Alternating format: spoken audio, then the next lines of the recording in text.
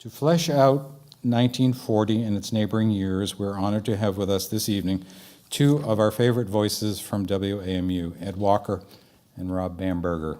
Rob Bamberger's interest in vintage jazz and swing began in 1963 at the elementary school book fair in Shaker Heights, Ohio, where he picked over the remainders on the record table after the crowd had dispersed. There he found a 2-record set from the RCA Victor of broadcast performances by the Tommy Dorsey Orchestra.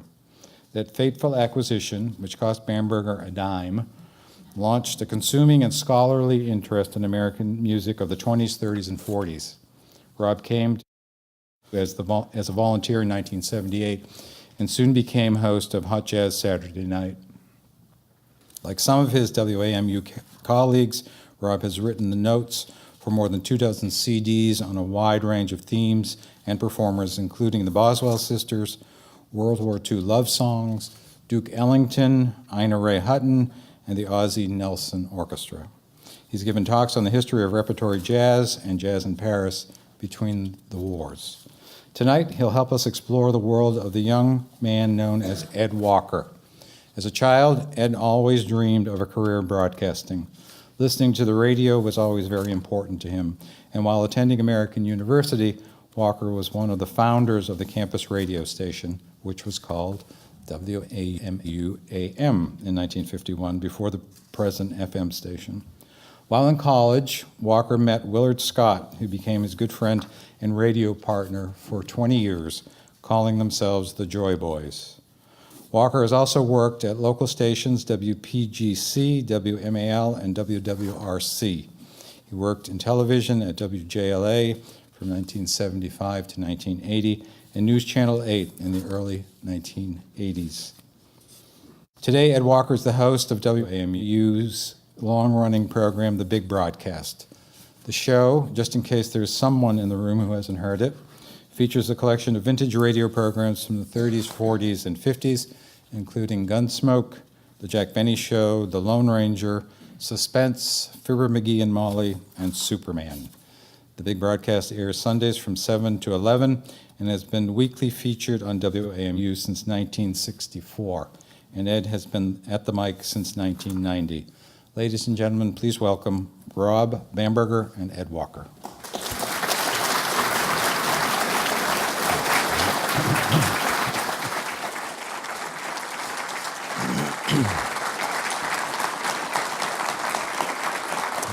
Chairs here, and we'll get you around to the front. Okay. A little bit further to the front there. Got it. Good. Ed, I want to set the scene for you a little bit. Yeah. Nobody showed. Yeah. This is a that very, applause was a record, I think. No, it's a very sophisticated facility. They have a laugh track. Applause. They can sweeten it if we're not very funny. So you should relax, say anything you want. Anything? Yeah. We have behind you, Ed. Well, first, it's a great pleasure to be included in this series, and always for me to hang out with Ed. He keeps me around on a retainer and calls me and says. We have behind us, Ed, on the screen, a page from the 1940 census that describes the families living on Euclid Street Yes. in Washington, D.C. Good. Know it well. And, there we are. We've zeroed in on the Walker family. What was the address, 1218? 1218 Euclid. And we see Edward H. Walker, who is age 7, and your sister Betty and your folks. Yeah. I don't know if I've ever asked you about your family, your parents. Well, my father, we came out here because my dad lost his railroad job in the Depression, and he got a part-time job or a temporary job at the Railroad Retirement Board. 1936, he came out here for 6 months, and we never went home. This became home. Then he worked for the Office of Defense Transportation, Then he got out of the government and worked for the National Lumber Manufacturers Association. And that's pretty much the story. So, like you, a long and checkered employment history. Yeah, that's right. And you mentioned that you lost your sister within the last Year, yeah. and she was about She was about 85, I think. and you recently, if I might as well spill it all. Yeah, you might tell everything. We have no secrets. Okay, you recently turned 80. wonderful. I can remember when I was the new kid on the block, No more. Yeah, there are certain transitions in life. One that always made an impression on me was about turning 30, and when someone calls and says, "Will you help me move to another apartment in return for pizza?" and I say, "Hell no." That's when you know you've made one. Yeah, that's right. And then when you wake up once and you realize your institutional memory, which is why I like hanging out with you, because you are institutional memory to institutional memory. Makes me feel better.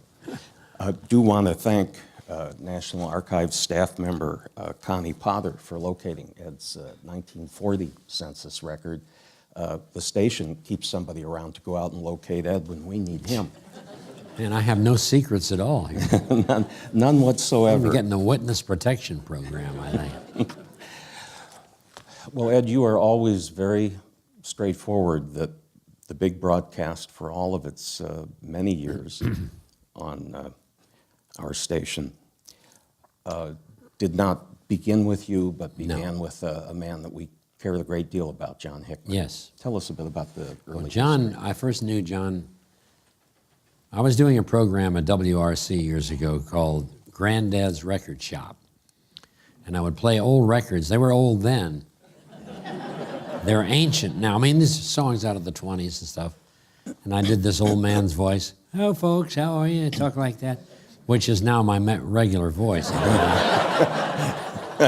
But so You just use your young man's voice the rest of the so time. Hickman he collected records, among other. For a teenager, he was a very interesting kid. And he came down to the station one afternoon and brought me a Paul Whiteman record of Just a Memory, 78. And that began it. And then he started hanging around with Willard and me when we were doing the Joy Boys. And he was working at WRC in the music library, and that station was celebrating its 40th anniversary. They sent John up to New York and got into the, as John called it, the archives of sound up there, where they had all the air checks on discs, transcriptions. And he got the bug. After that, he started collecting radio shows, and NBC gave all of their transcriptions, I believe, to the Library of Congress. So, but they had to make room for other things. And so they're still at the Library of Congress. Yeah, I remember at John's memorial service, there was also a lot of talk about, I think, John's mother's cooking. Oh, Mama Hickman, she made the best brownies in the world. And she never gave anybody the recipe, but she always remembered Willard's birthday, my birthday, Christmas, everything, with a can full of those brownies, which went over very big at the radio station, of course. Well, you mentioned John catching the collecting bug, which can also be quite a curse. I remember something that our colleague and friend Dick Spotswood said to me many years ago when Dick was arranging to actually sell a collection that can hardly be described of the 78 RPM recordings he had gathered over the years, things that I never thought I would ever see, some of these great rarities. And I said to Dick, in the foolishness of youth, how can you possibly sell this collection? And he said, well, you wake up one morning and you realize that instead of keeping the collection is keeping you. Yeah, that's right. And there is wisdom in that, because there comes a point when one can be very much overwhelmed by. Yeah, well, I had to get rid of my collection when we moved. We downsized, and And it was like a part of my life going out the window. But Yep, absolutely. you have to do it. Absolutely. And it's one of the great character building exercises of my life not to go and look at your collection before you disposed of it. You have to do things to keep your marriage. Yeah. So back there on Euclid Street, what was the role that the radio played? Radio was, to me, In your it was house. everything. I guess my mother and father listened to it some too, but I had most of the time on the radio because not seeing, I didn't use comic books or funny papers or anything like that. So I enjoyed the Jack Armstrong and the Lone Ranger and Tom Mix and all those shows. And then I got interested in the comedians and the soap operas, which my mother listened to religiously. Housewives mostly stayed home in those days, and that's why the radio soap operas became so popular. And the radio that I grew up with is now at WAMU. They're going to show it off when they move to the new studios, I think.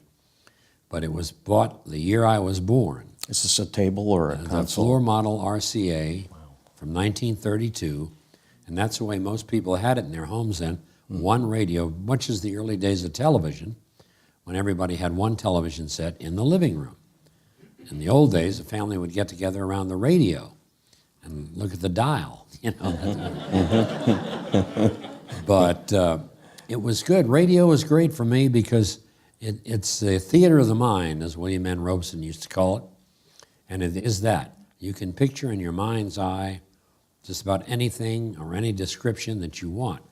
And with the technicians, the sound men and everything made it live. They made it come alive. That was the secret of old-time radio. You were saying that one of the very first programs you recalled listening to was the National Barn Dance. Yeah, that was another one. That wasn't a dramatic show, but when I was about 2 years old, we lived in Illinois then, and we used to listen on Saturday night to the National Barn Dance. It was on WLS in Chicago, came out of the 8th Street Theater in Chicago, and they had people applauding and everything.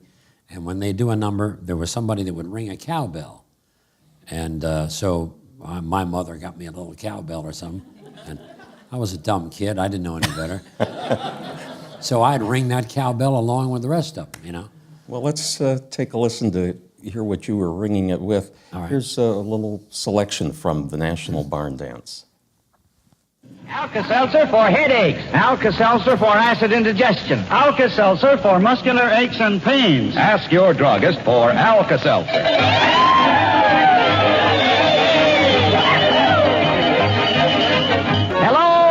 Hello, everybody, everywhere. How's Mother and Dad and the whole family? Well, folks, that old harvest moon is shining down extra bright on the old Red Barn tonight, and for a very special reason. Yes, the Alka-Seltzer National Barn Dance Gang is celebrating its 9th birthday, its 470th Happy Hayloft Party from the old WLS Hayloft in Chicago. So come right on in, folks, and join our 9th birthday. We're celebrating it with a harvest home party. Oh, say, the old hayloft is going to shine tonight, folks. We go back 470 barn dances, folks, to the first song sung for the first time on your first hayloft party. The tune fit as a fiddle. The singers, Hezzy, Kenny, Frank, and J.B., the Hoosier Hot Shots. Are you ready, Hezzy? Okay, let's go.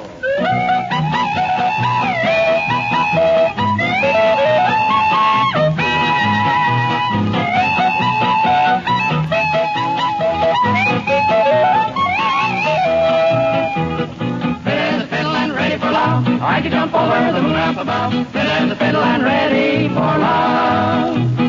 Having a worry, having a care, feel like a feather that's floating on air, fit as a fiddle and ready for love.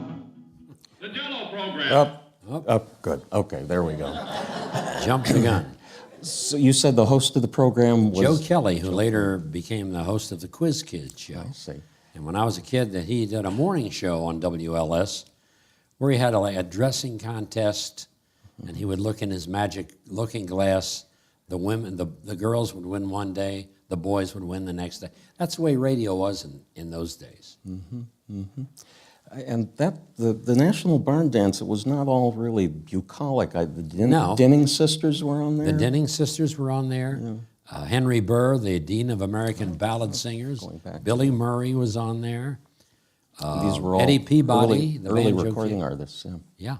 And it was sort of a Midwestern Grand Ole Opry, if you will, a little more sophisticated.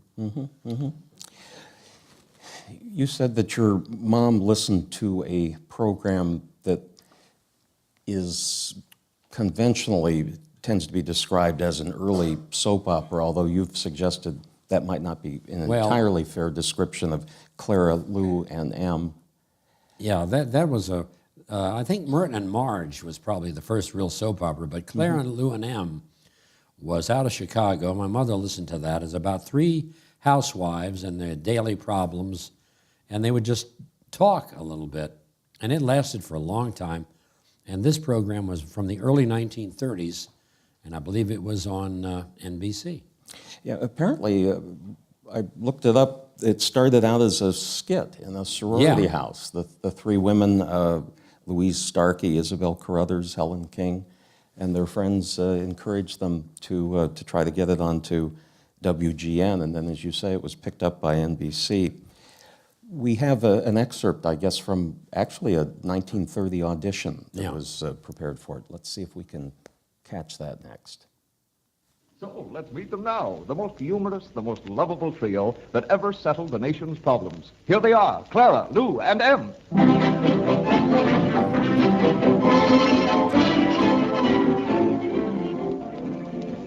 Oh, dear. Ernest should have stayed home tonight. We got something important we'd ought to have talked over. I'm so ashamed of him. Oh, again. Why, Lou, I ain't never been ashamed of Ernest. Oh, you have Why, to. Ann? Lots of times. Why, I have not. This is the first time. Oh, well, I guess this is the first time you've ever spoke right out about it. Well, yes, Lou, that may be, but my stars. Just as soon as she said she was so ashamed of Ernest, I wish you could have saw what come up in my mind. I always picture Ernest as being out of work and then turning down a perfectly good job. I remember once he could have been a streetcar conductor, but he never took it. I had to stand up, all the time he took the fares, and then another time... My goodness, I never seen the beat of you girls. I was speaking in the laughing mode about being ashamed. Yes, a person just says something in a laughing mode, and you pick it up and shake it. Really, Clara, I never seen the beat of you for bringing out a person's skeletons in their closets. You seem like you just step into my home and open doors and skeletons falls out all over the house. Yes.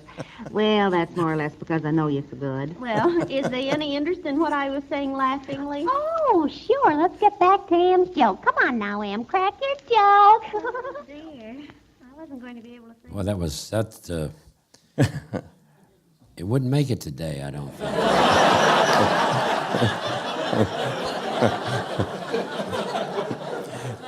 But my mom thought it was terrific, Well, apparently, Isabel Carruthers died unexpectedly in 1936, and the other her two collaborators, didn't want to go on. Yeah. And so it did go on a hiatus for some years, And it came back. but not for long, apropos your comment. Apparently, they improvised quite a bit of it based on things that were in the news, and so.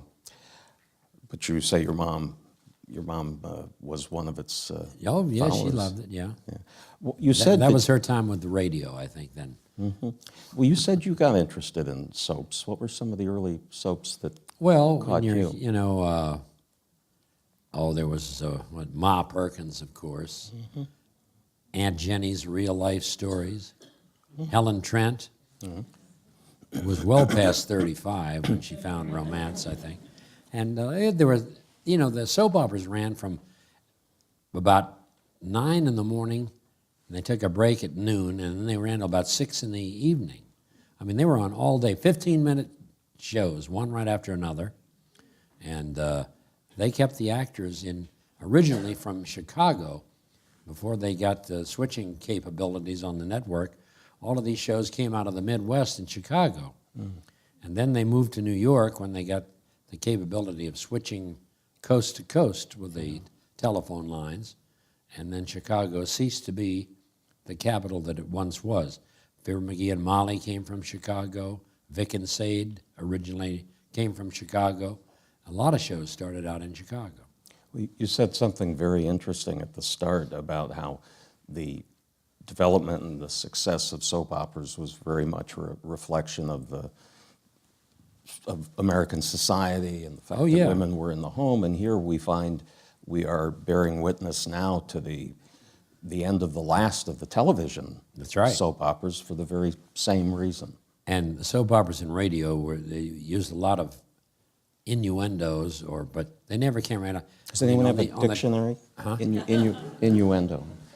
Well, on television these days, they show couples in bed and everything else, which they never did on radio. They would insinuate.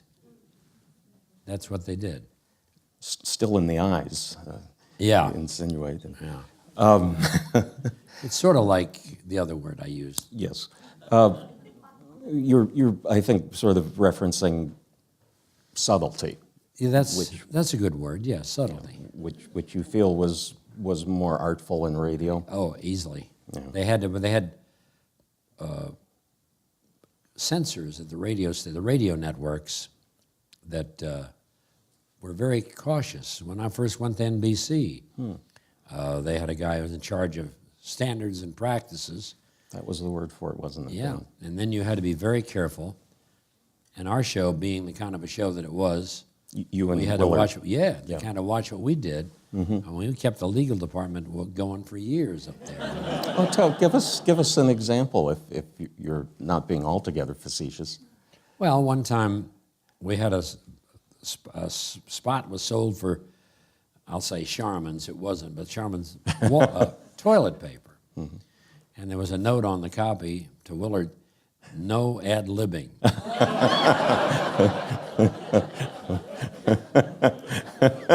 So we ad-libbed, that's how we did. And then one time we were filling out, we had some time to kill, and I had some public service announcements. I handed Willard one, and it was for a bingo contest, a bingo game, but it was at a Jewish home.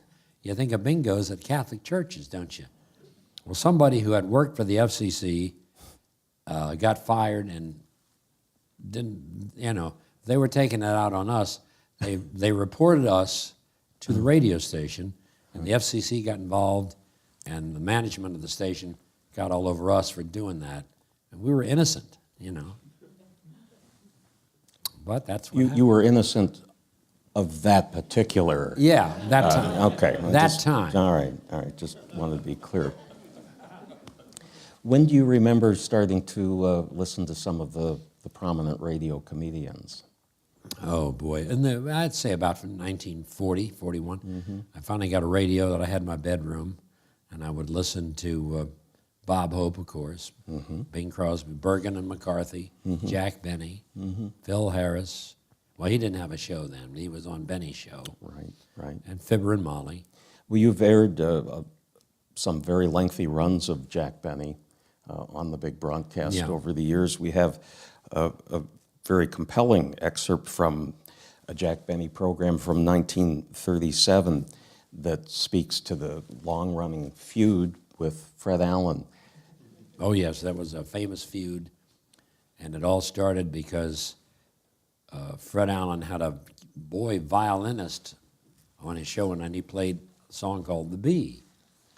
And Fred Allen made the comment, Jack Benny ought to be ashamed of himself. He still can't play that song. And Benny, of course, would listen to the show and write an ad-lib for the next week. And so the feud began, and it went on for, a couple of years. Well, what we have tonight is an excerpt from a show that's very, very early in this feud.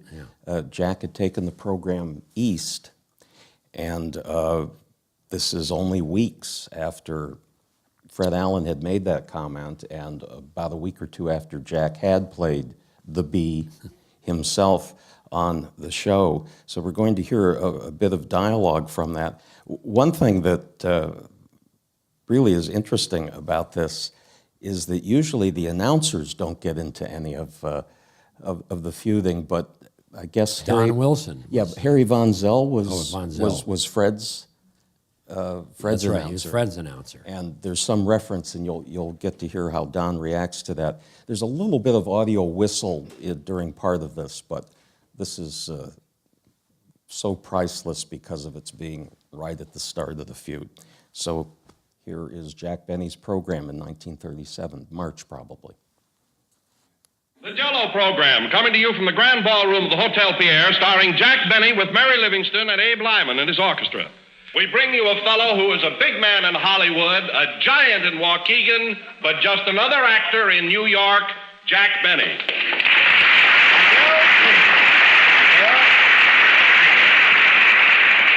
Hello again. This is Jack Benny coming to you from the Grand Ballroom of the Hotel Pierre. And listen, Don, I'm not such a small guy in New York either. Well, then, Jack, how come they won't even let you broadcast from the NBC studios? First, you're at the Waldorf Astoria, now the Pierre. Well, it's because NBC is crowded, that's why. Well, how long are you going to stay in New York, anyway? Until we run out of hotels. I've been hanging around so many ballrooms, I feel like a chandelier. Anyway, Don, it's still a distinction to be able to do our program from here. Not every entertainer would be granted that privilege, particularly one that I know of. Mm-hmm. And who's that, Jack? Well, I don't want to mention any names, but I don't see how Harry Von Zell can laugh at him every Wednesday night. Oh, Von Zell, that announcer. Yeah.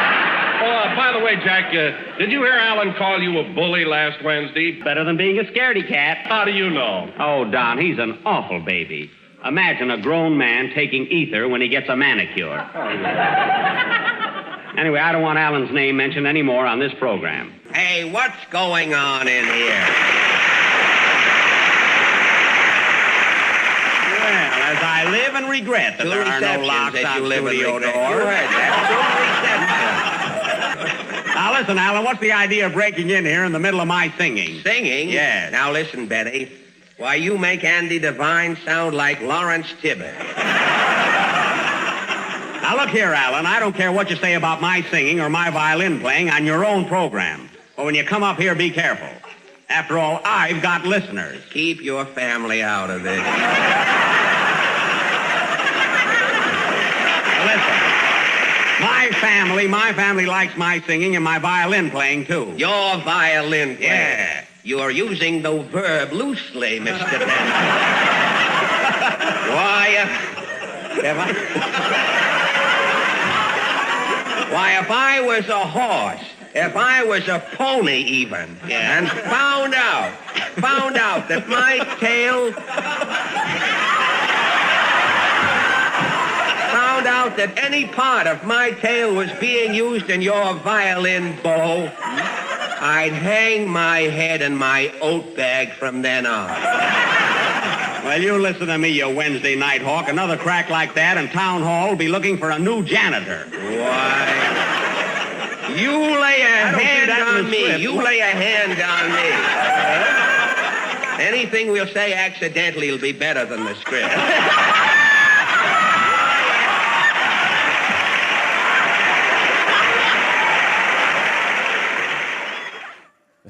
The writers in those days were just superb.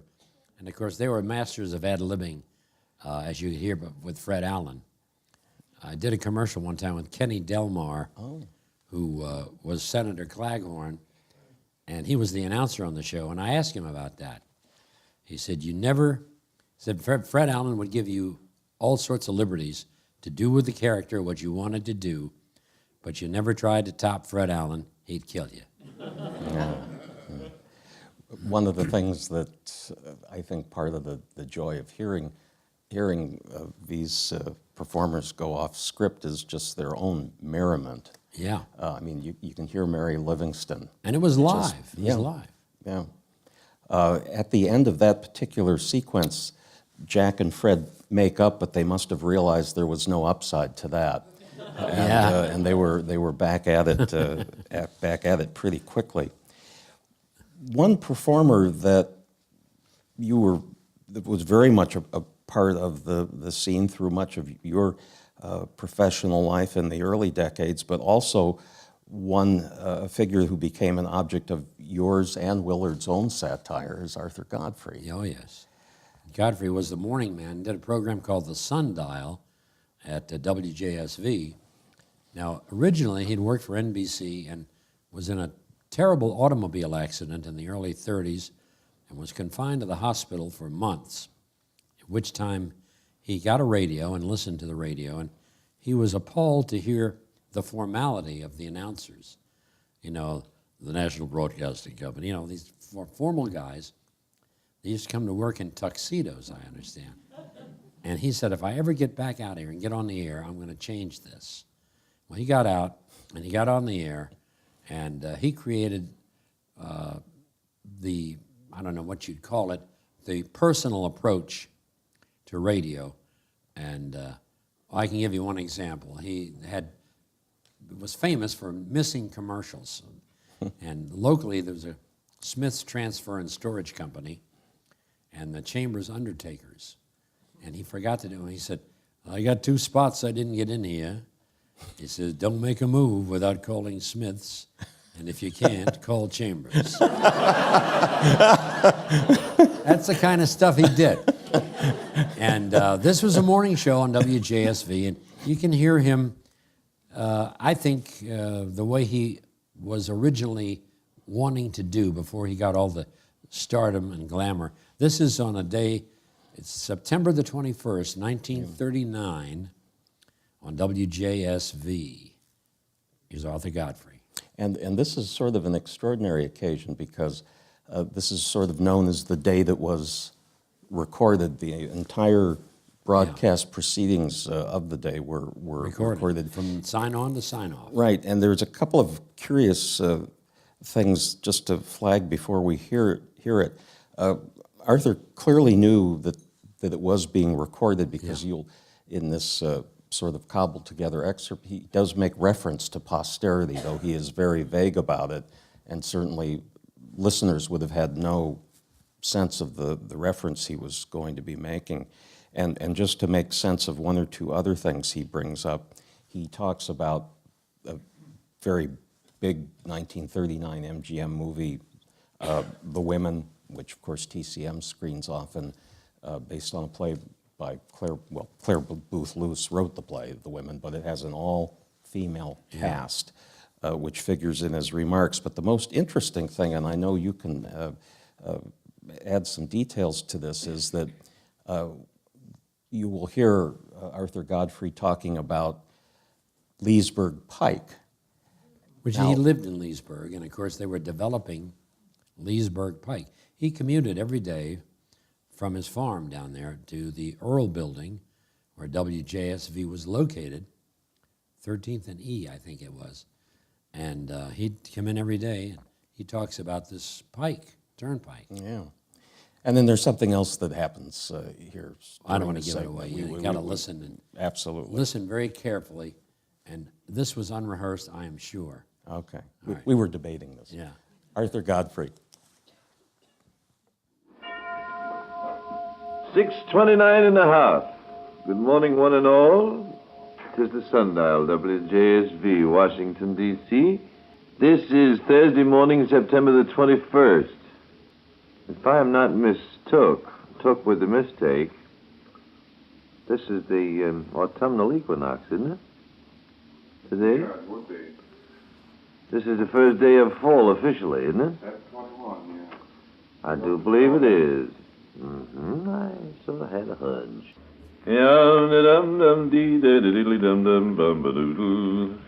Hey, you know, Pilcher? Pilcher? I have a funny feeling this morning that my few words here are being set aside, so to speak, for posterity. I don't know why. Would you care to come and say a few words for posterity? Let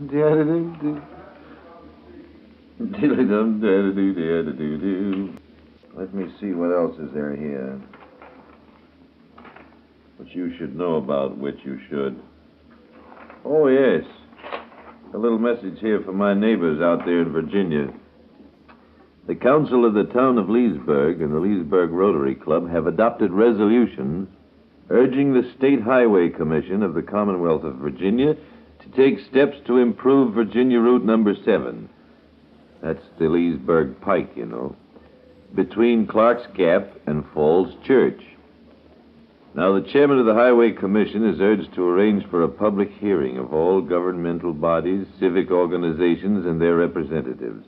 Let us all inform the chairman of the Highway Commission of our interest in the improvement of the Leesburg Pike. The traffic on that road nowadays is something terrific.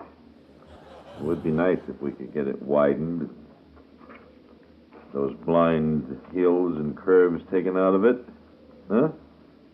It says here, Arthur, please announce that there will be a midnight show tonight of the women. And how about the women treating the men to this show? It says, talking about style, wait till you see that gorgeous $250 nightgown that is part of the Technicolor fashion show in the new picture, The Women. Fancy that, paying $250 for a nightie. Huh?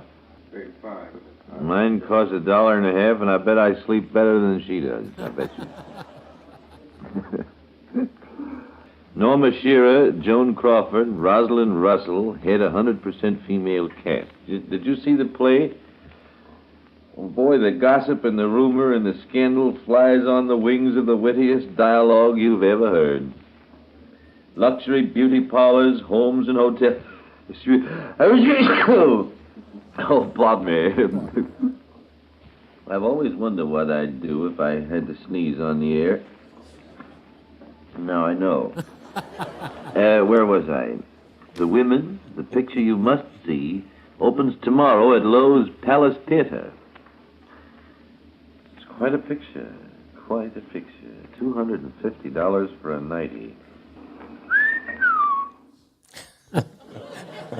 That was a style that a lot of people tried to emulate over the years, but he kind of created that approach on radio, and it served him very well. You got to admit that.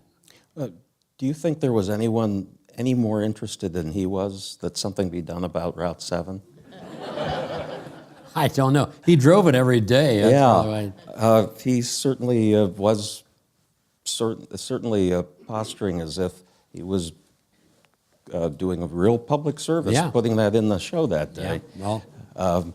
But I was asking Ed, he alludes to the fact that the show is being recorded, and that's the same day that he sneezes on the air. And so we were debating. Well, you notice the way he said hotel. You know, you could hear the grabbing in his voice when he was saying luxury hotel, and you can't recreate that. He had it. It was real. Okay, well, I'm sure it was real. You would know. And as I mentioned earlier, that his reputation began to sort of develop an edge to it. Some people say that the character that Andy Griffith plays in, let's see, what is the title of that? Facing the Crowd. Yeah, Facing the Crowd. And then there's that wonderful film, The Great Man, with Jose Ferrer and Edwin, that the media characters depicted in those movies that bore some resemblance to how Arthur Godfrey was understood to be. He was possessive of his talent, and he resented the fact when Julius LaRosa went out and got an agent. Godfrey served as the agent. He never took a fee from them, but like the McGuire sisters, they got billings by being on his show. And he resented the fact that LaRosa, who was a young singer, was getting more fan mail than he was, so he fired Julius on the air. We don't have that recording here, but they said... It always makes Ed and me nervous to hear anything where someone's being fired on the air. Yeah. I've been there and done that, but well, I guess I'm doing all right. Yeah. The story goes that LaRosa heard him. He had Julius do the last song on the show before they were to sign off. And then Godfrey says, after tonight, Julius going on his own. He's going to be so forth and so on. And Julius said to somebody, did I just get fired? Which he did. Yeah. What prompted you and Willard to begin to do some satire well, he was such Arthur? a big figure, and Willard did a beautiful Godfrey. imitation, and Willard always liked Arthur Godfrey. In fact, he had Godfrey sign a dollar bill that was the first dollar bill he earned from NBC. They paid him in those days, he was a page, and they paid him in cash. He saved that first dollar. He had Godfrey sign it. Then one time David Sarnoff was in town. And Willard went to Sarnoff. He said, Mr. Sarnoff, I have the first dollar bill I ever made here. Would you sign it for me? He says, you got the first dollar bill you made here? Yes, sir. He said, you're losing interest.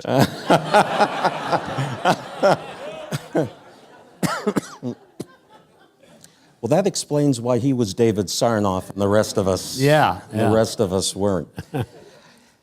How did you start to then begin to carve out a career in radio yourself? Well, I started out with and Willard started out the same way. I had a little, for Christmas one year, when I was about 8 or 9 years old, I got a small, what they called a phono oscillator. And you could hook your phonograph to it and hear it all through the house with no wires. Oh. And I hooked a microphone up to it. And then I figured, well, if I put an aerial on it, it might get further, which I did. And I went down the street, and I could be heard at the neighbor's house. So I'd go down there and knock on the door. I'm going on the air in about a half hour. All right, kid. So I did that. That's how I started. And then we had a dear friend of the family who was an engineer for WOL, and he would take me with him on remote broadcasts. And that was fascinating to me. Huh. And then when I got old enough to want to decide what I wanted to do, I wanted to be in radio, hoping that there was something I could do. And so I listened to the radio so much. And then I met Willard in college. And, of course, he opened a lot of doors for me because they wouldn't have hired me on my own. But the fact that we were working together made a big difference. In fact, you had to fill out a log when you do commercials, the Times. Mm-hmm. And they would always say, Walker, did you sign this log, or was that Willard who did that? His handwriting wasn't the greatest, Just talk about sort of the discovery that you and Willard made of the chemistry that seems to have always come so naturally between the two. And the first time I met Willard, I was a year ahead of him at American University, and we had a mutual friend named Roger Gordon, who later became Dr. Gordon in audiovisual at Temple. Mm-hmm. And Roger always talked like Henry Aldrich to me. Gee whiz, even when he was a man. Hi. So he got Willard, Roger talked Willard into coming out and looking at the university. And while he was there, we had this little radio station. We were just trying to get off the ground. And he brought Willard in there, and he said, Willard, go in there and sit across the table from Walker and say something. He can't see anyway. So say something smart and see what happens. And he did, and I responded, and he responded. And I don't remember what we said, but that's how the Joy Boys were born. Huh. On the air, literally. Literally on the air. And some of the sketches, you would sort of just have a theme in mind.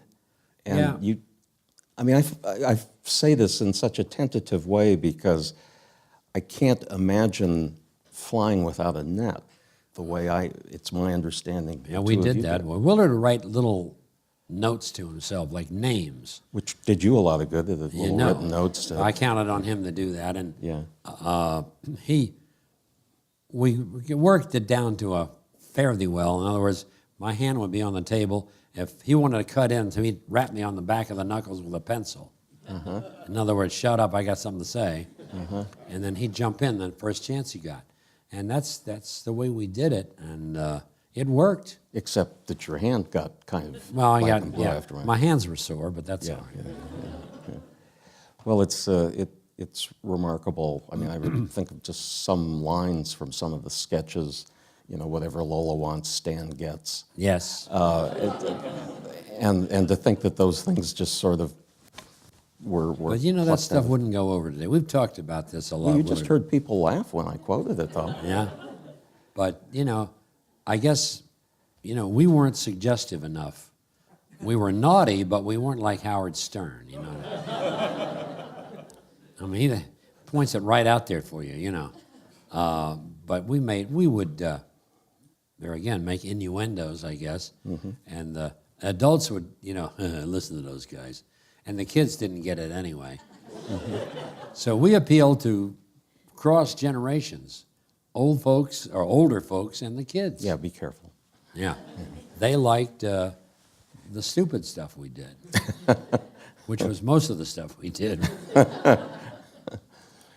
But it was, did you sometimes sort of, because you were on 5 days? 4 hours a day, Yeah. 5 days a week. So after you got off the air, did you sometimes sit and maybe brainstorm a few things for the next? No, we didn't. See, that's... I'd go home, my wife would give me the dickens because I wouldn't talk.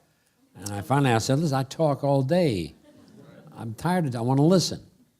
So that's, you know. Yeah. But no, we'd go our separate ways, and then Willard would come in. We'd get together about an hour before the show, and talk it over. And while the records were on, we actually played records in those days. We'd come with the order of what we're gonna, like the soap opera, As the Worm Turns. We had a throat doctor who was, this top 40 DJ had lost his voice, and we had this throat doctor, Dr. Clayton Jackson Durante was his name. And he would say, "What do you want, Julia? You know, you got a bad throat?" So we get a whole week out of that, just the setup and the ending. You know how soap operas are. Yeah. There's only about a few seconds of dialogue, and Willard would set it up now. The sponsor was Scuff No More. You sprayed it on your kids to guard against abrasions. That was Willard's creation. Well, I'll tell you a story if we got time. Oh, yeah. As the worm turns, one of the first ones we did, we had a doctor named Dr. Kaleo. And Dr. Kaleo was, to say the least, kind of a shyster. He wouldn't, and so we Dr. Ernest Kaleo, I'll never forget it. We did the show, and the phone rang, and the NBC people upstairs, "You got to change that doctor's name. His lawyer just called." And he said, "You're prejudicing his case." And I said, "What case?" "Well, he's being up on a malpractice suit." So a couple of years later, What are the odds of that? Yeah. I'm at WMAL, and I met a young intern, and she said, "My mother said to tell you hello." I said, "I don't believe I know your mother." She said, "Well, she knows you. She was Dr. Kaleo's secretary." True story. And had she been looking for a job for a while? And she didn't say that. One genre of well, our late friend Jerry Gray used to really bristle if anyone used the word genre. So I still catch myself sometimes, but certainly one form of radio entertainment, quiz shows, some of which were quiz shows in the standard way, but others that were not, such as Information Please. A very erudite show. If there had been an NPR in those days, that would have been the network for it. Yeah. Clifton Fadiman was the narrator, not the narrator, but the host. The host. And he had a series of guests, Franklin P. Adams and a couple others. Oscar Levant was a frequent guest. Milton Cross was the announcer, who was one of the dean of American announcers. Milton Cross. And this was, I guess, Information Please went on the air in 1938. Yeah, and it did sort of turn things on its head insofar as instead of asking people like V and me questions, people like V and me sent questions in that would be posed to a panel of experts. And I gather that Franklin P. Adams was really an extraordinary figure, long-standing career in American journalism. Yeah, John Kieran who was One also... of them was a sports addict, and he'd answer all the sports questions. But he apparently also had knowledge in a number of other areas. Yeah. And of course, Oscar And listen to Levant. the money that they awarded. I mean, Yes. $5, $10. Yes. I mean, chump change nowadays, you know. Right, if you sent a question in and the panel couldn't answer it, you would be sent $5, and they would even include the sound of a Cash drawer, as if to be heavy-handed about this $5 going out. But we have a little excerpt from an early information, please, to run for you now. Information, please. Wake up, America. Time to stump the experts. This is the program in which you, the public, turn the tables on the authorities. Send us questions with the right answers. Each question accepted wins you $2. You can win, therefore, as much as $7 per question if you're lucky and Information, please, is not. Our master of ceremonies is Clifton Fadiman, literary critic of the New Yorker magazine. Mr. Fadiman. Thank you, Mr. Cross. Good evening, everybody. May I introduce our 3 wise men and 1 wise woman. Our 2 old faithfuls are with us again, Mr. Franklin P. Adams, columnist of the New York Post, and John Kieran, sports expert, paleontologist, hi, pal, and walking encyclopedia. Information, please, is glad to welcome back Mr. Oscar Levant, musical expert, composer, pianist, and he takes special pleasure in announcing as its 4th guest the star of stage and screen, whose charm is exactly equal to her ability, both of them being almost unmeasurable, Miss Lillian Gish. You were supposed to listen to that, Miss Gish. And now, Miss Gish and gentlemen, the first question comes from Mr. William Halsey of Boston, Massachusetts. I'll ask you to try to give me 5 typical commonplace remarks or cliches used by the family and its members in the home. For example, the one I remember best is the one I used to say always when I was a small boy. Did I ask to be born? Let's have 5 of them. Mr. Levant. Hey, are you going to stay in that bathroom all day? Very good. Any family that has a bathroom has heard that said. Mr. Adams. He got a bigger piece of ice cream than I did. Perfectly true. 2, Mr. Levant. Stop picking on me. Had a terrible home life, Mr. Levant. That's correct, though. 3, Mr. Kieran. It's good, but it's not like what Mother used to make. Very good. That's 4. Miss Gish, have you had no home life? Where were you last night? Yes, that's perfectly all right. John Kieran apparently commented once that, and I'll quote, an uproarious error or a brilliant bit of irreverence was rated far above any dull delivery of truth.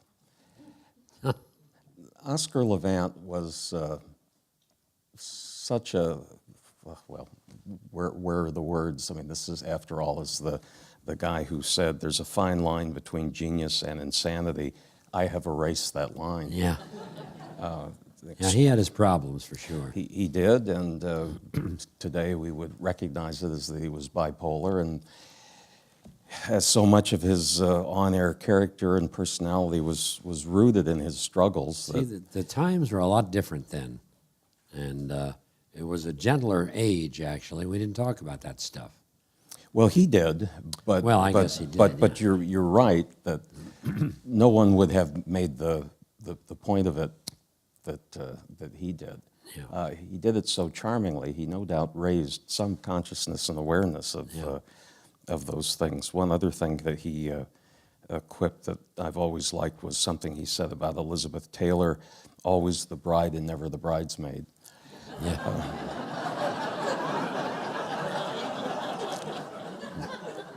Was he the guy who said about Doris Day? Oh, yes. I knew her before she was a virgin. No. Yeah. No, he was, and of course, it isn't really a joke. Yeah. He was with her in the very first movie she made, Romance on the High Seas, which, if next time TCM shows it, if you have not seen that movie, try to watch the first 5 minutes and think of when Doris Day comes on like a saucy wench chewing gum and calling people chum, and I mean, it is not Please Don't Eat the Daisies. It's, her her whole persona changed. I was just reading the other day that she had been approached about taking the role of Mrs. Robinson in The Graduate, and she and her husband refused the idea that it could have been really a role She that was the girl next door. You wouldn't. That would be opposite of typecasting for sure. it might, though, have led to a whole different dimension Probably. for her, but she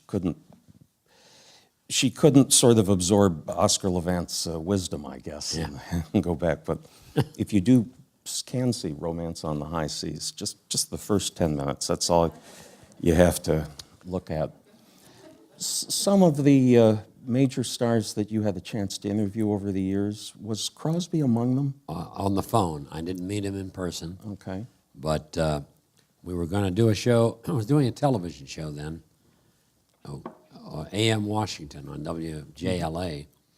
And we were doing a show on Al Jolson. And Al Jolson had a half-brother who lived in Washington. Yes. And we were going to get him on. And I said, we're having a program meeting. And I said, what we need is Bing Crosby. He knew Jolson pretty well. And everybody said, yeah, get him. And I said, all right, I will. So I found we had a book we subscribed to called it gave the agent's number of all the actors or their office numbers. So I called Crosby's office and I talked to a very nice woman. And I said what I was doing. I said, I'd like to set up an interview with Bing Crosby if we could. Well, she says, he's not in town right now, but I'll give me your number and I'll call you when he's available.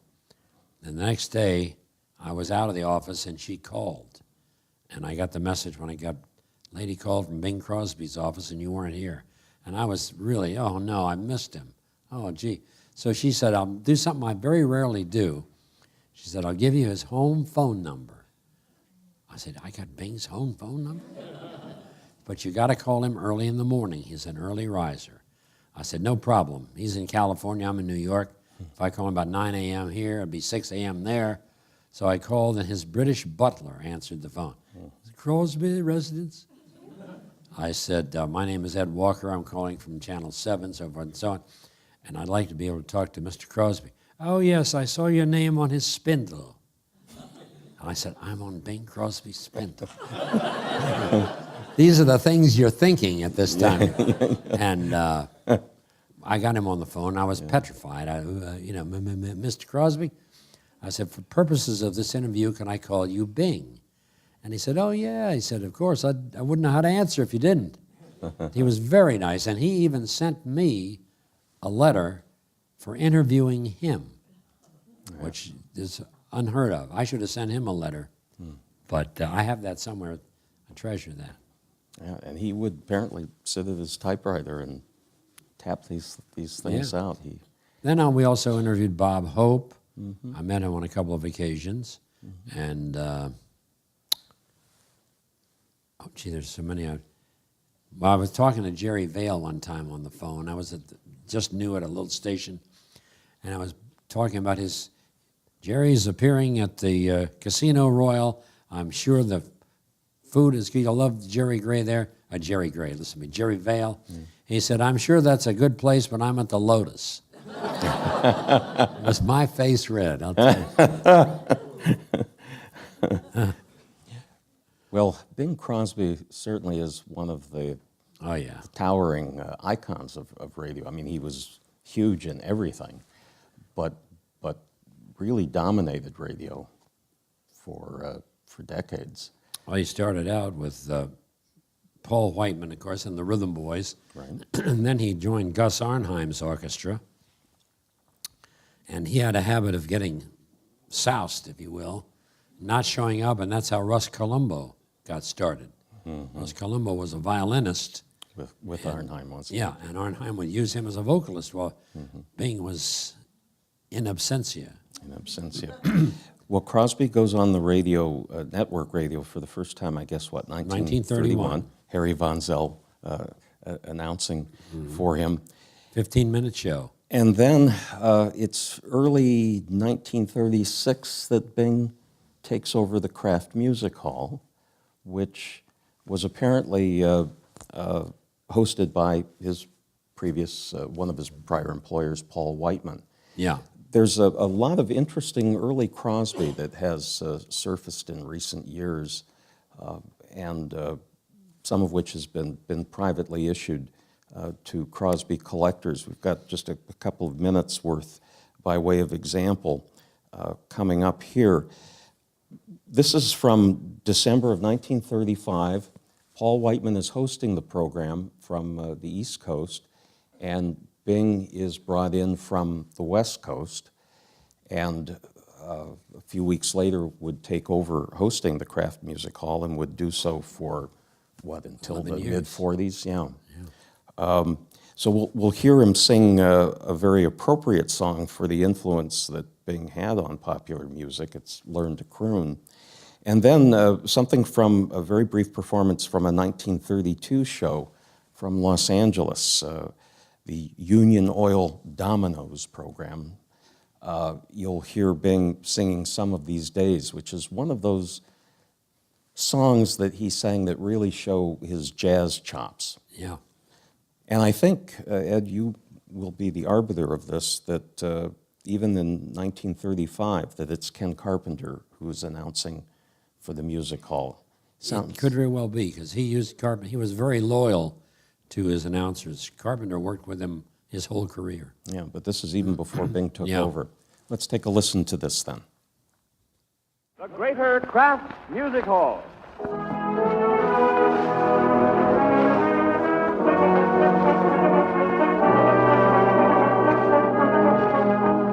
Good evening, ladies and gentlemen. Ninth, the Kraft Music Hall brings you the first of a series of shows featuring that popular radio and screen favorite, Bing Crosby, co-starring with Paul Whiteman and the brilliant Whiteman Ensemble. And here's Paul.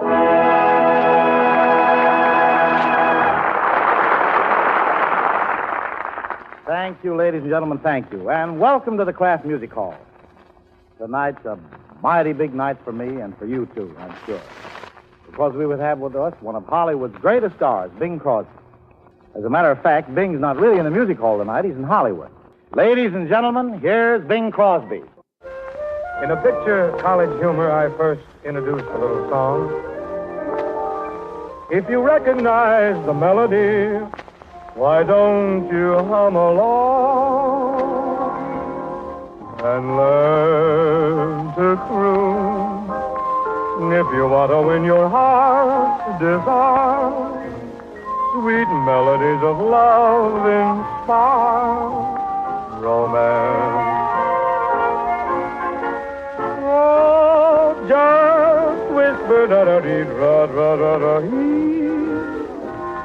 And when you do, she'll whisper da-da-dee-da-da-dee. And she'll nestle closer to you.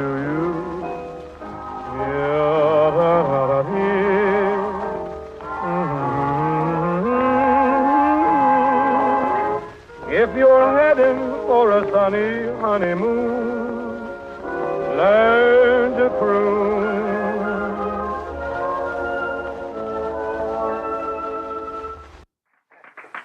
Now, Bing, what are you going to sing next? I'd like to sing that old favorite, Jack. Some of These Days. I'll stick around till you sing it. Don't get hurt. Some of these days, you're gonna miss me, honey. Some of these days, you're gonna be so lonely. You'll miss my hugging, I'm gonna miss my kissing. You'll be so sorry when I'm away. Now you're gonna be lonely, just for me only. 'Cause you know, honey, that you had your way. And when you leave me, you know it's gonna grieve me. You'll miss your little daddy some of these days. Now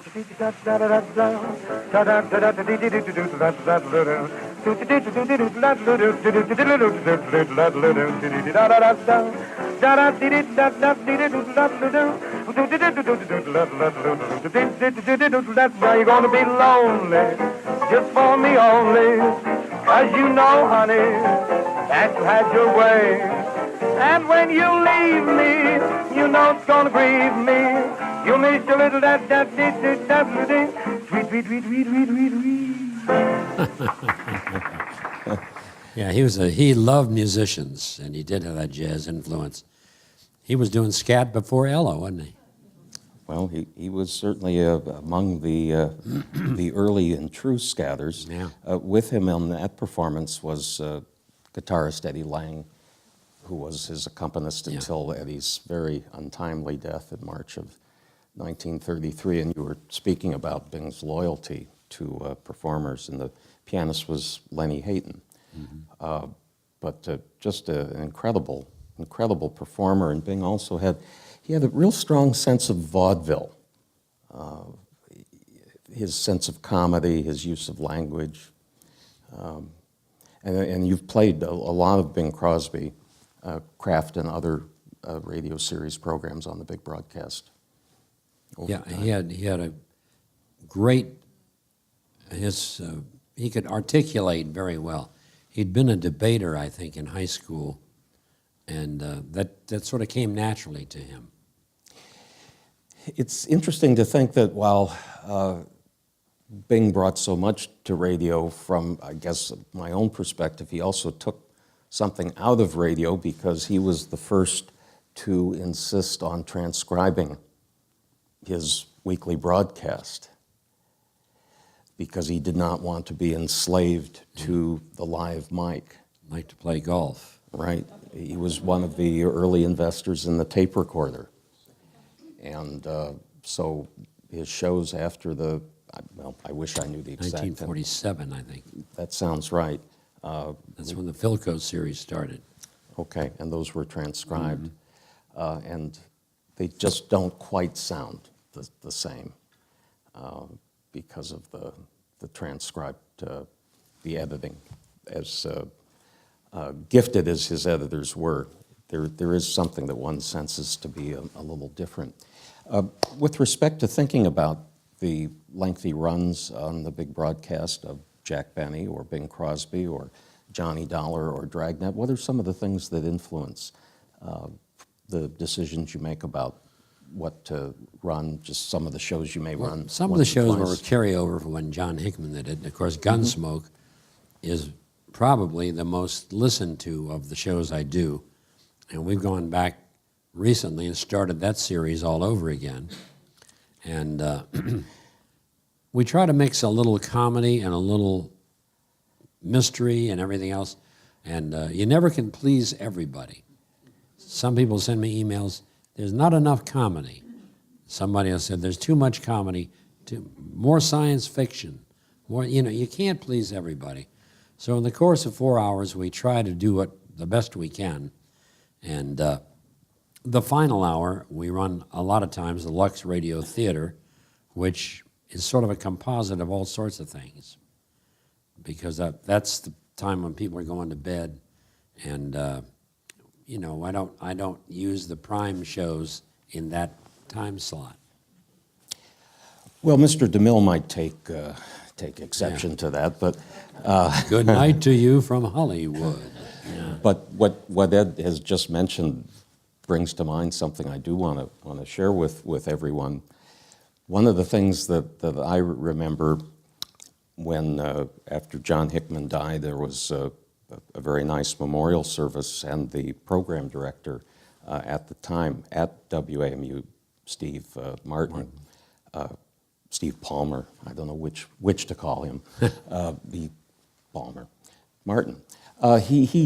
Steve stood up and said that the big broadcast delivered to him what every program director of a radio station wanted on Sunday nights, and that was an audience.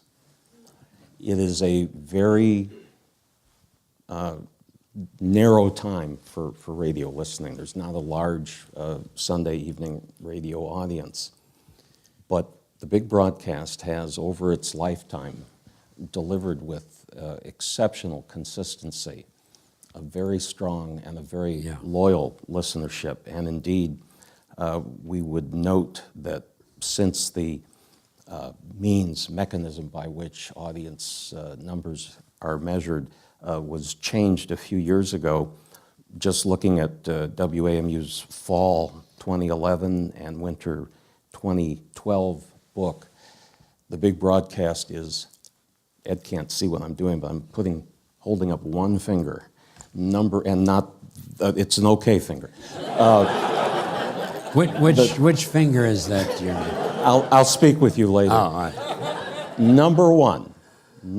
But I can't take the credit for that. It's the programs that the people listen to. I just tie them together, so I can't take a lot of credit for it. I'm blessed to have a lot of material to use. Well, I grant what you say, because to the extent that anyone has ever talked about my own show, I also will give full credit to the musicians, and usually people will say, well, I hope you would.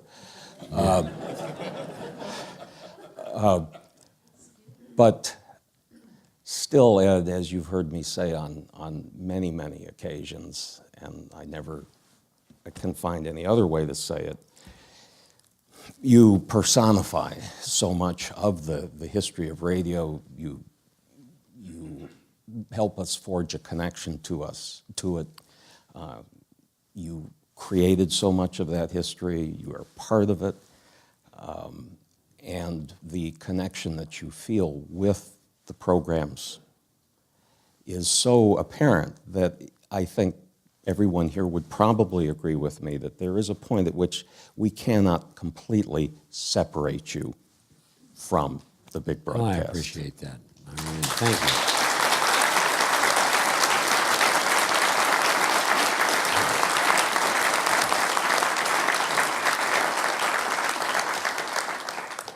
And I see that time and time again. If one story, if I may, I tell on myself with respect to what Ed said about Gunsmoke. A few years ago, Ed, you were sidelined by some back difficulty. Yeah. And I was there the night of the membership campaign with Sam Litzinger to encourage people to become members. Well, you don't want to hear that language, but we could recite a phone number for you. But anyway, 202-885-8850. That number again. 202-885-8850. It's etched in my mind. If they ever change the phone number, I'm dead. Ran long the first hour and started Gunsmoke about 10 minutes after 8 o'clock. Well, I don't know, Letty, whether you were there that night, came in and told me the irate calls that were coming in because I had let the start of Gunsmoke slip 10 minutes. And of course, my riposte to that was, if it's so important to you, then you should be a member. Yeah. Well, it's appointment listening. It really is. That show would not go every day of the week, but on Sunday night, it's a perfect time of the week to do this. Yes. Because people are unwinding from the weekend, getting ready for the upcoming week, and it's kind of a nice time. Yeah, and the great thing is that the music fills, that's when you can run the faucet or do other things. Yeah, and then you turn it that's off. right. And there's also, yes. I always thought that was what This American Life was so great at 6 p.m. on Sundays when you were fixing dinner, because there was all these music, that you could cut the onions during the. I lost that battle. Yeah. We want to slip in maybe just one more program excerpt, because I certainly want you to have an opportunity to ask some questions of Ed, as I'm sure you have of him. The Lone Ranger. Lone Ranger goes back to 1933 and created by Franz Stryker, George W. Trendle, who owned WXYZ in Detroit, started that as a sort of an experiment. From that came the Green Hornet, Challenge of the Yukon, and countless shows. And there were several Lone Rangers. The one that is most familiar is Brace Beamer, who originally was the announcer on the show. The guy that you'll hear at the beginning of this is Earl Grazer, who was the Lone Ranger until 1941, and he was killed in an automobile accident in April of that year. And then they got Brace Beamer to take over the part of the Masked Man, and he did it actually longer than Grazer for the whole rest of the show. It's interesting. We suggested finding an excerpt where there's a passage in which the Lone Ranger is expressing the kind of value system that we associate with the Lone Ranger. And what we have here is almost 8 stories over the top from what even I had been imagining. So a little bit of the Lone Ranger. Lone Ranger.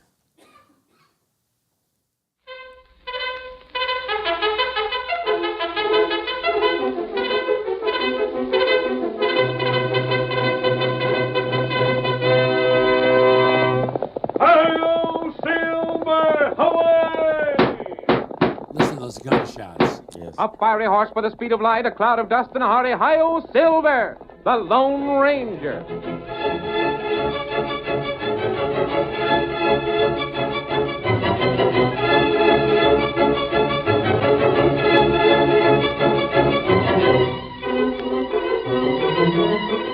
Dan, your grandma was a fine woman. It's too bad she had to go.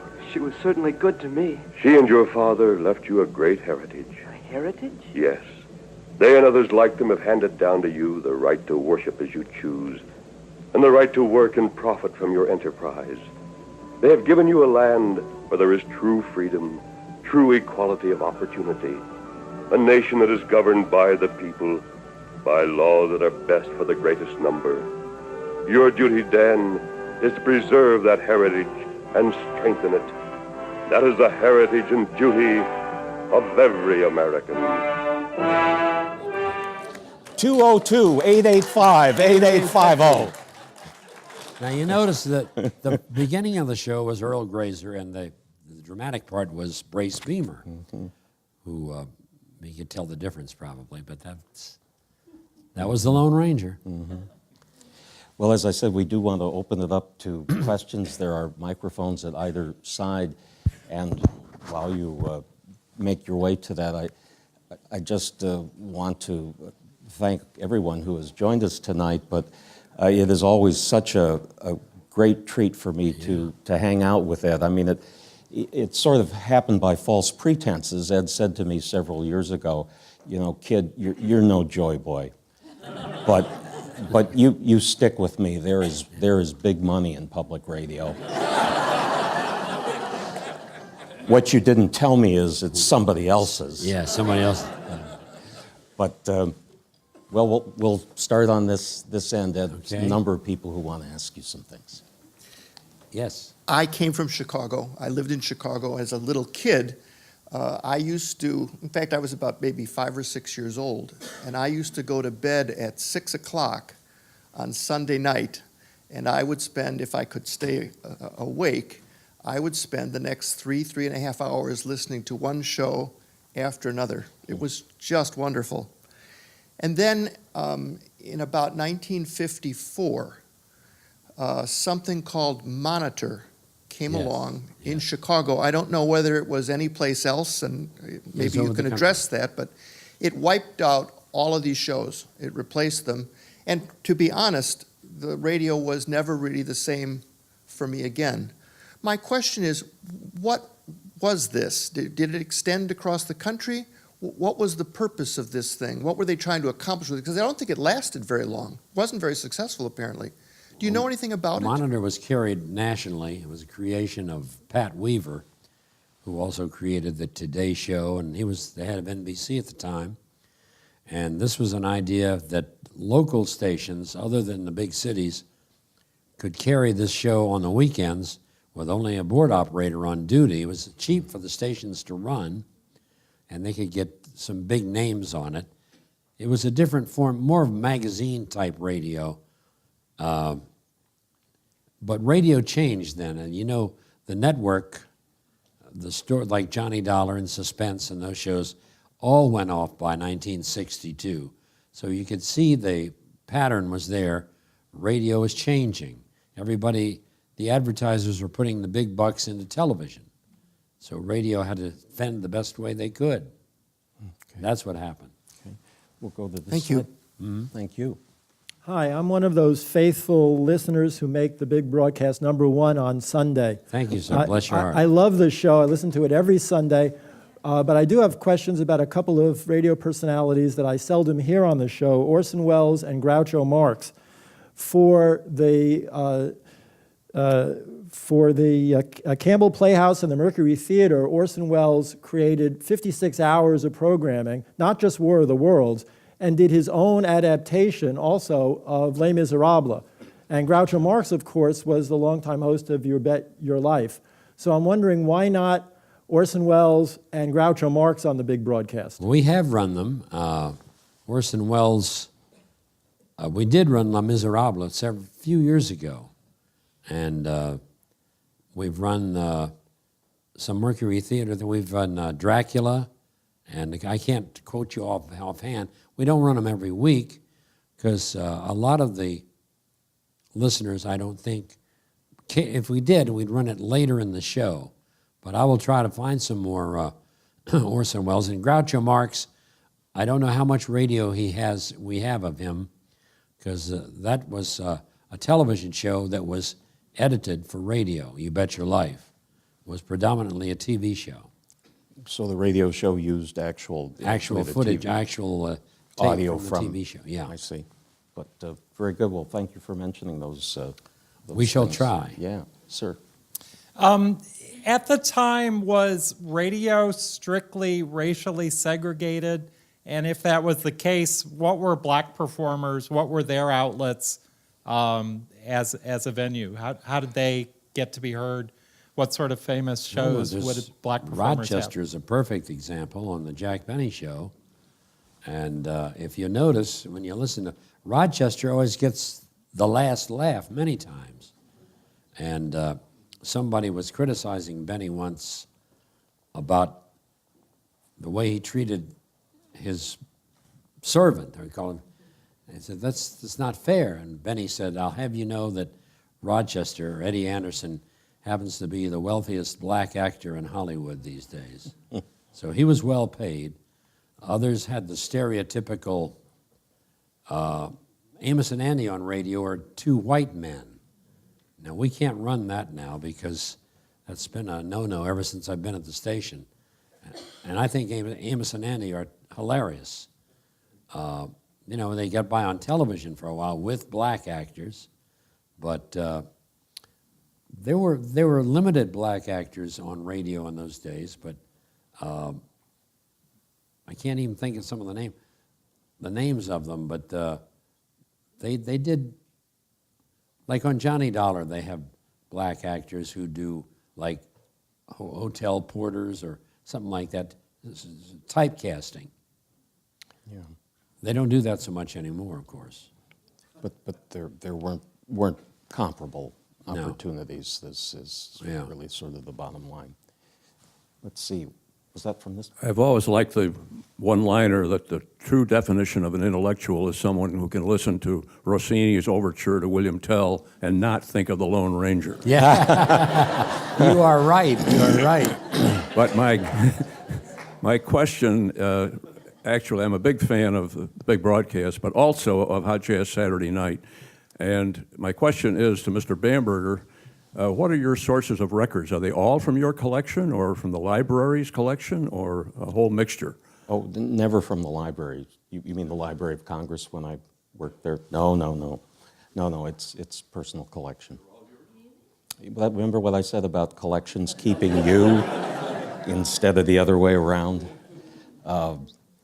So they just applied for food stamps last week. We need a second baseman. But thank you very much, sir. Yeah, it's the curse of collecting. Yeah. This side. Thank you. I don't know if there would be any way to quantify how much of old time radio has been preserved versus what was broadcast. You know, the way we hear sometimes about early silent movies, X% has been preserved. I kind of wonder about that, and also, to Mr. Walker, are there particular shows or particular broadcasts that hasn't been preserved that you know of, but you would really love to turn up somehow? Well, the broadcasts from the 30s, the early 30s, are limited because they had no tape then. and they had to do them on transcriptions. And I know in the case of Vic and Sade, which was a very popular program, sponsored by Procter & Gamble, Procter & Gamble was moving their facilities or something. Somebody got the bright idea of throwing out all those discs. Little did they know what they had done. And that's how a lot of the old radio stuff comes into being. Guys at radio stations, they might have recorded stuff off the air to run on the air delayed, and they throw them out. And every once in a while, some engineers rummaging around the trash bin will see those discs and take them. And, of course, we get a lot of stuff from Armed Forces Radio, which theoretically you're not supposed to run, but they carried a lot of the old radio shows on the Armed Forces Radio Service, cutting out the commercials. What Ed says is absolutely true. A lot of material was disposed of. Oh, yeah. But it's something that I'm fond of saying is that you can never completely despair of what a finite universe will cough up. That's sort of as an odd way to put it, but the fact that you can't go back and capture anything that wasn't captured, but yet there are stories like the Crosby material we heard earlier. Some of it belonged to Georgie Stoll, who was leading the orchestra of the Woodbury program. Some of the Benny Goodman Camel Caravans from 1939, Johnny Mercer, who was sidekick on that program, had them recorded off air. His family had the discs. Fortunately, Johnny played the parts where he was singing, so the Goodman parts had less surface noise. But I mean, there's stuff out there, and it keeps surfacing. With respect to film versus radio, it's hard to know because film is such a more finite universe, and there's enough documentation. You know what films were produced, but radio was hours and hours and hours all over the country, a lot of it local, so it's hard to know how much was lost. What's happening, you know, after the 50s, the radio is mostly on tape, and tape has some of the same characteristics as movie film. It dries up after a while, and it's not usable. And that's why it's vitally important to get the stuff digitized, put on CDs. Now, I don't have a big collection. We've moved, and I had to downsize, but I got a fellow in Baltimore who has a tremendous collection, and I confer with him on the phone, and we talk about shows, and like one show that's very good that Jack Webb did was Pete Kelly's Blues, which had a Dixieland band in it too, Rob. I don't know if you remember Indeed that. it did. And it only ran for 13 weeks. And I'm trying to get my hands on those. I've had one or two of them. And they made a movie from that later on in the 50s, you know. But that was a very good show. Every once in a while you'll come across a show that you've been looking for. Yeah. I think we've time for one more question. I think I'm obliged to go Thank on you. this side, but I'd like to moving thank Ed for bringing back so many memories, not of the 30s, but in my case, the late 40s, when radio was still a very viable media that we did huddle around and listen to these mysteries and comedy shows. But he almost gave me a good segue there, talking about Armed Forces Radio. I don't know if he knows this, but the guy that turned me on to your program, Ed, is Adrian Cronauer of Good Morning America fame, and he's a very, very big fan, and I'm sure wishes he could be here tonight. Thank you so much for all Thank you've you. done. I interviewed him. I had him on television when I was doing a show at Channel 8, and he was famous for Good Morning Vietnam. Yeah. And, oh, really? Yes, sir. Very good. Thank you so much. Thank you. I'm going to take one more question, just to be civilly disobedient. Yeah. One last one. Hi.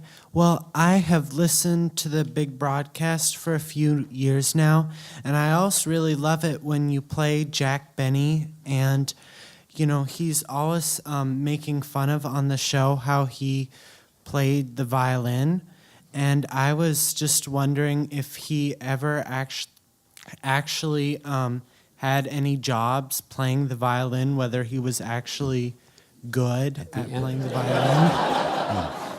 Near the end of his career, he did a series of concerts for charity, and he did play legitimate violin. His daughter Joan, in her book Sunday Nights at 7, writes about if I'm not mistaken, Ed, I think it's in that book, she writes about how very seriously he was working at the violin. And the way he scrapes the strings and everything, that's, you know. It's art. You have to be artful to play bad. It's like Spike Jones musicians. They were that way too. Yeah. You have to be very good to be very bad. Ladies and gentlemen, thank you so much for being with us. It's been a pleasure.